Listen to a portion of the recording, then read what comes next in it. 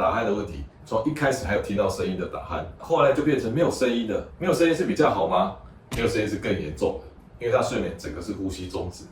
甚至他可以几十秒、1分钟都不呼吸的哦。这个时候你的呼吸中枢还很认真帮你服务啊，因为你缺氧的时候，他还会努力的、用力的呼吸，那这叫做阻塞性的睡眠呼吸中止。可是如果时间再过得更久，你的睡眠呼吸中枢呢，长时间的这个操劳啊，它也累了，它也衰竭了，它这时候也不太帮你呼吸了，所以你会发现连呼吸的动作都没有做出来，它投降了，这叫做中枢性的睡眠呼吸中止。